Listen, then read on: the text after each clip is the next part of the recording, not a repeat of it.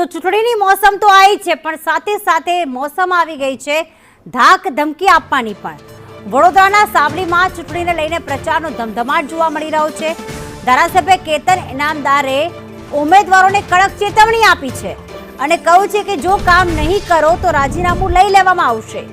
કાચા મકાનમાં રહેતા લોકોને સરકારી લાભ આપવાની ખાતરી આપો, જરૂર પડશે તો પોતે મકાન બનાવી આપવાની પણ તૈયારી બતાવો।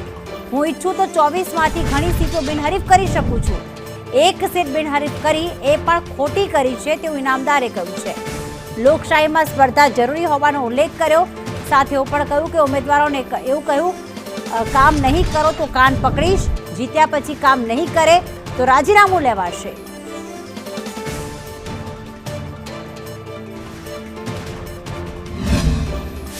અને હું રાજીનામું લઈ લઉં, હાથે રાજીનામું લેવડાવી દઉં, મજાક નહીં કરતો।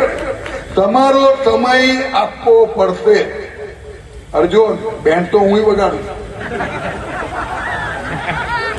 દરેકને પોતાનો સમય આપણે જયારે અત્યારે આપજો, જોજો એ વખત આપણે એમને 5 વર્ષ એમને જોવાના છે, ત્યારે તો આપણે અહીં ઉભા છે। પણ આમાંથી એક પણ જો ફેલ ગયો ને તો જાહેરમાં ફરી વખત આવી સભા કરીને તમને કહે કે આ વોર્ડના ઉમેદવારના ચૂંટણી લાવ્યા હતા પણ હવે નવરો જ નહીં, અને હું રાજીનામું લઈ લઉં, હાથે રાજીનામું।